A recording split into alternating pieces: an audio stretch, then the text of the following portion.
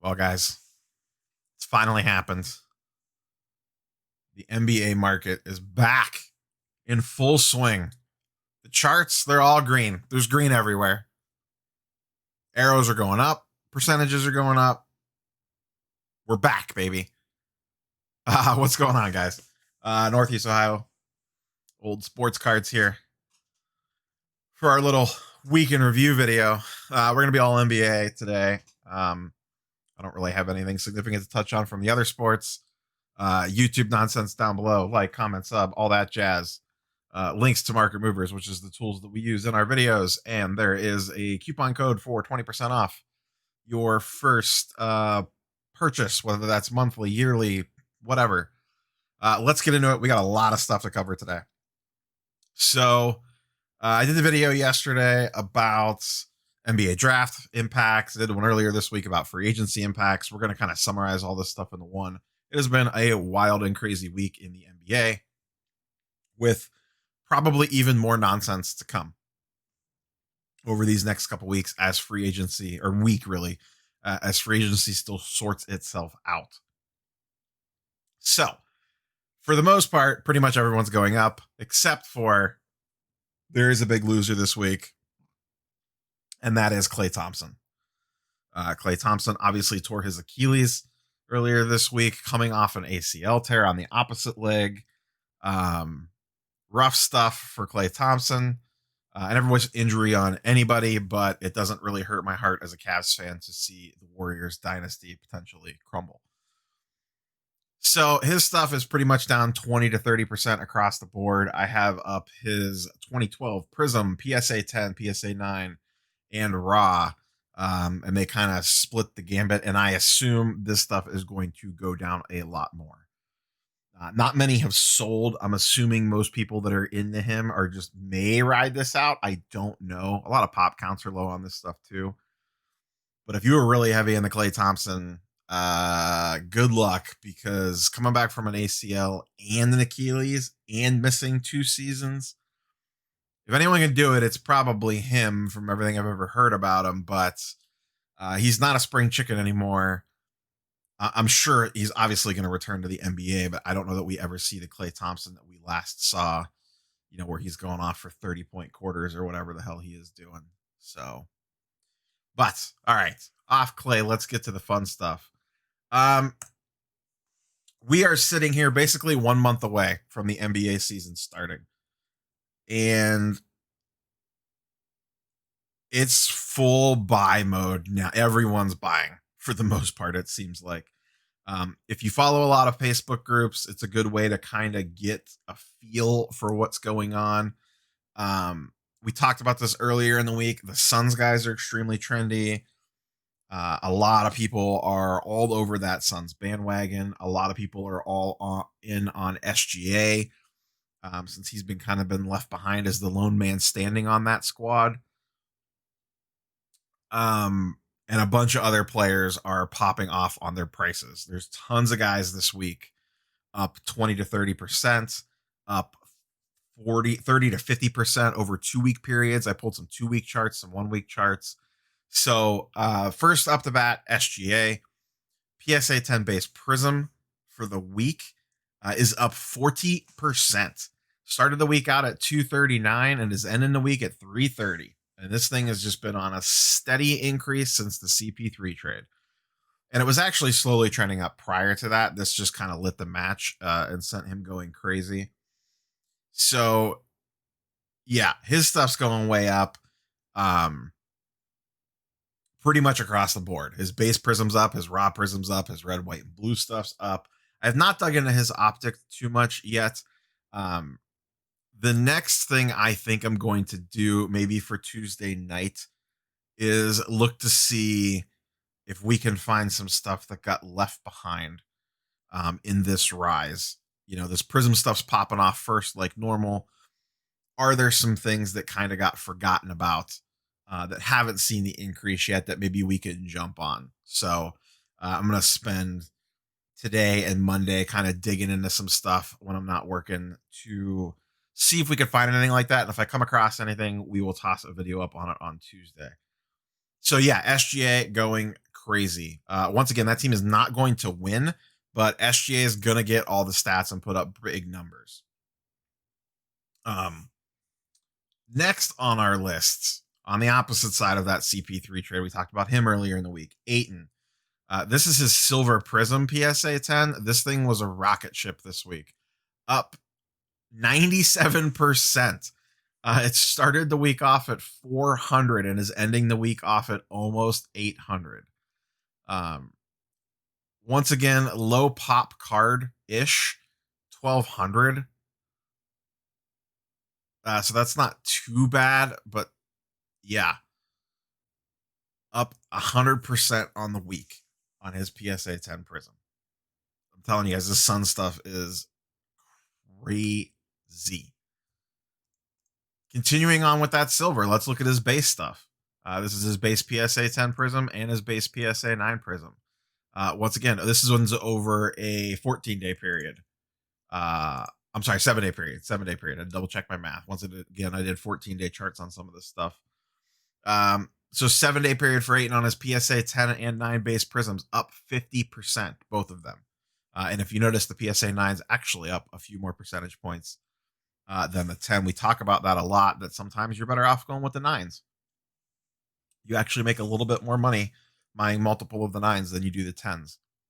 So his base Prism's up to almost $200. His PSA 9's up almost to $70. I easily see this continue to go up. I think all this Sun stuff, all the guys that we're going to talk about, here's the thing, guys. No one's playing right now. So unless there's news that causes someone to go down, like they get hurt in the training camp or whatever, these guys are just going to keep going up, up, and up until the season starts. Now, once the season starts, then it's going to come down to what they do on the court, and we're going to see guys go back down again. Guess what, guys? Guys are going to go back down again. It is going to happen once these guys start playing. Someone comes out, has a slow first couple weeks, their prices are going to go down. That is normal.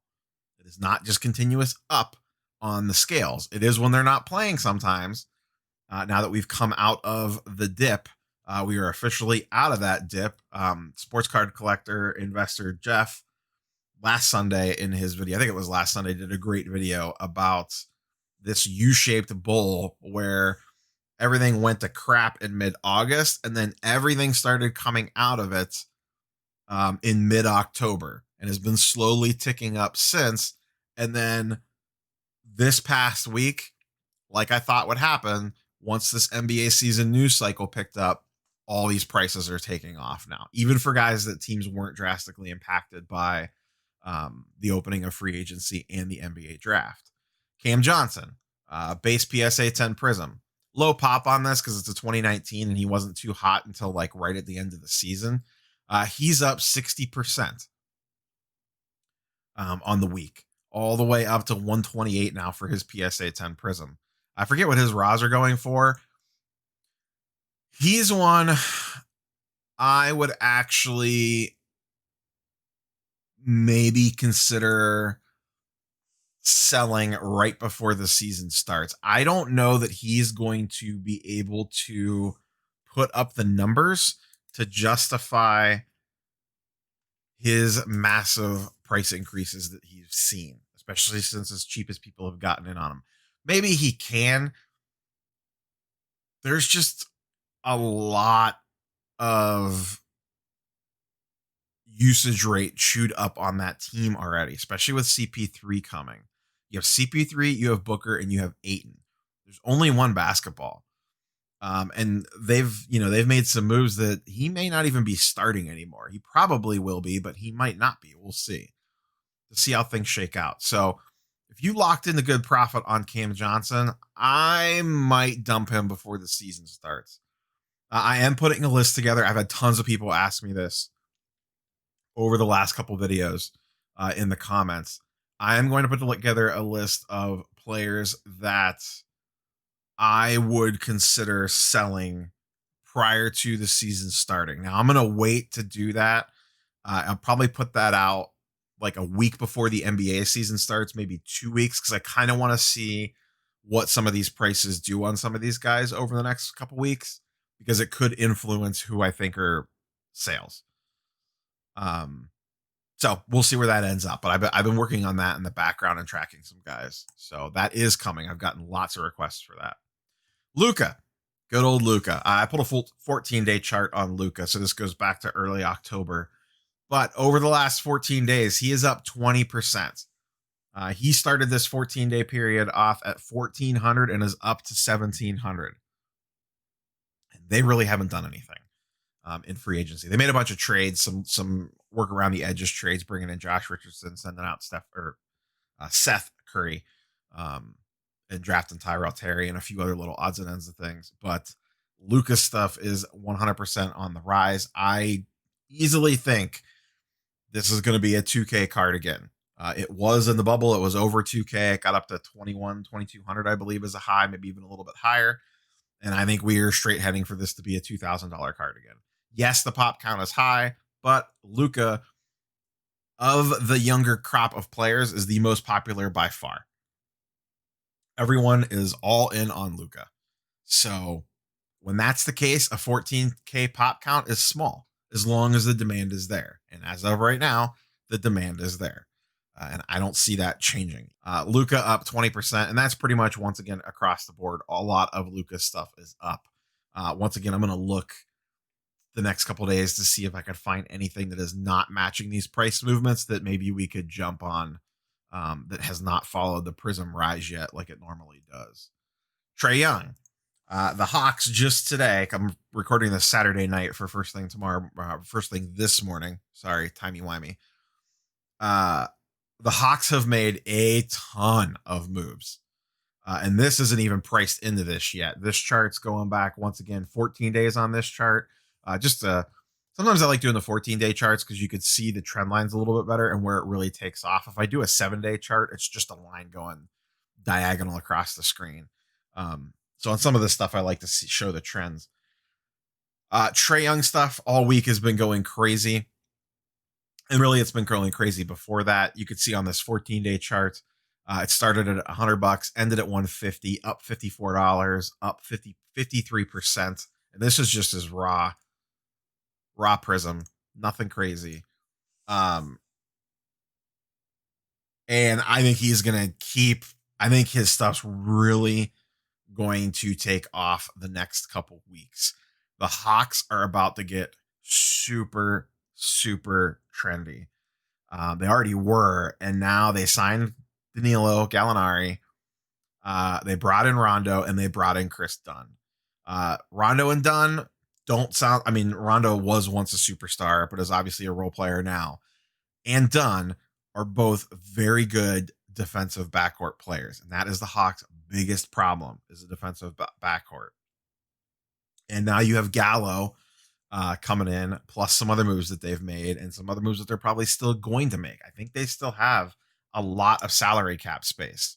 So I could easily see them making more moves with this roster. Now, some of these moves are bad news, I think, for some of their young core.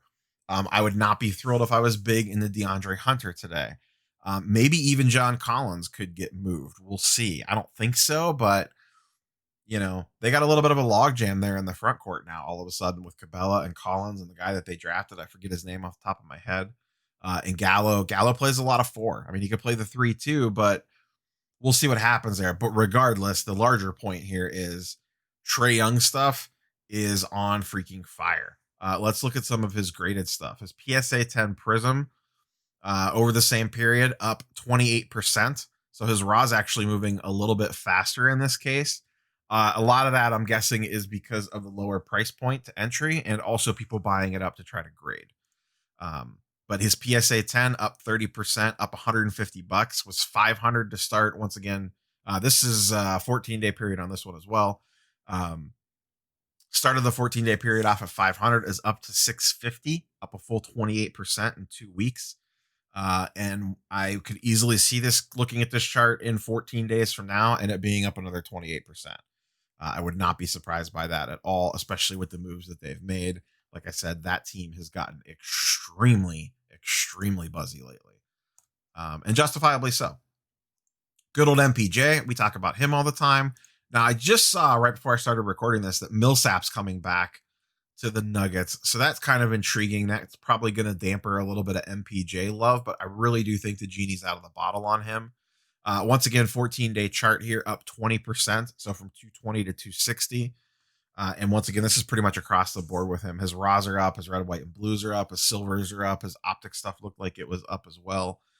So a lot of times we just focus down on the prism. Otherwise, these videos would be 3 hours long. Um, so I just started the prism, and a lot of this stuff just trickles down to the other brands and variations, et cetera, et cetera. And last on our list, and they're not really doing anything that crazy yet, but I just kind of wanted to circle in and check in on them. And Ja's probably going to make my list of guys that have not blown up yet.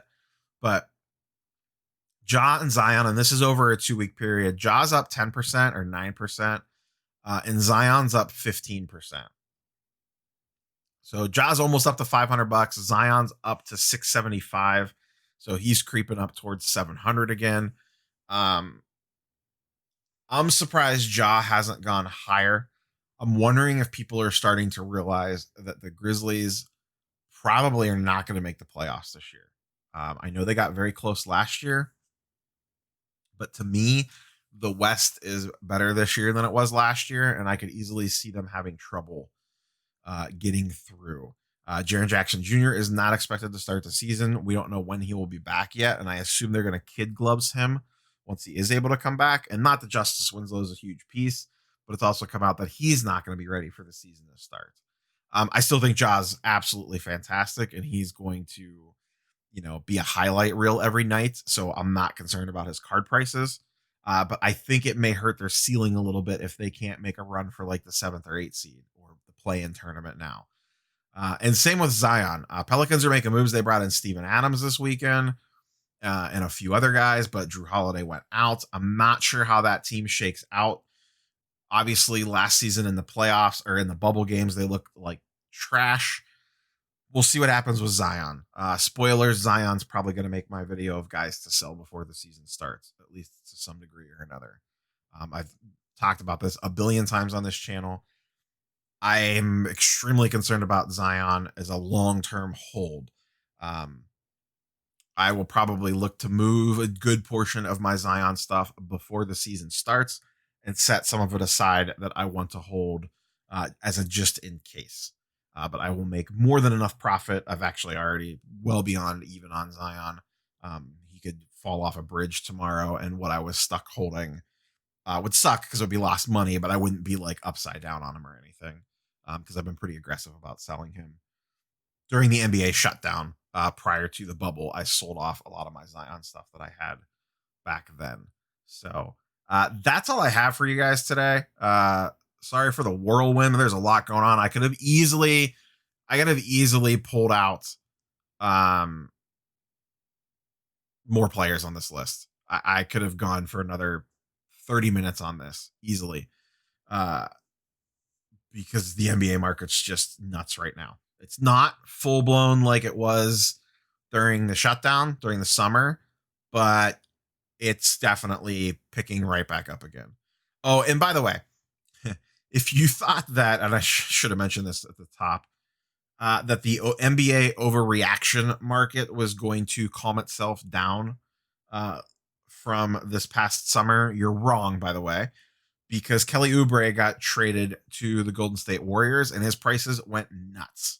It's Kelly freaking Oubre. Calm down, guys. Calm down.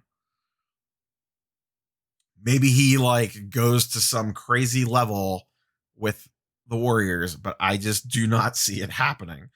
Please don't be running out and stocking up on Kelly Oubre, especially what the current market prices are. I should have seen. I don't even know that he's in Market Movers. I should have looked. But Kelly Oubre prices went from like $10 for his base prism to like $50 for his base prism in the course of about 15 minutes. So NBA overreaction meter market is still 100% running at full throat. I will be very curious to see what happens once we get in season and someone pops off for a big game. Does it cause their prices to go nuts, or does it get diluted because the entire league's playing and not everyone's on national TV every night? So That's all I got for you guys for today. So we will catch you guys early this week. If I could find some stuff that fell through the cracks, we will post a video about that. And then maybe, let's see, this is a holiday week. The things are going to get a little weird. Maybe Wednesday afternoon, I'll try to do. I have not done a live for a while. Work's been really busy lately. Maybe we'll try to do a live this week. No promises. I'm not sure what my week looks like yet with Thanksgiving and everything, but maybe we'll try to do a live early afternoon on Wednesday, like around 4 or 5, maybe 6 p.m. Eastern. I know a lot of people, I don't know how many people will be traveling for Thanksgiving this year, but yeah. Anyway, sorry for the rambling there at the end. That's all I got for you guys. YouTube nonsense down below, and we will catch you guys on the next one. Peace.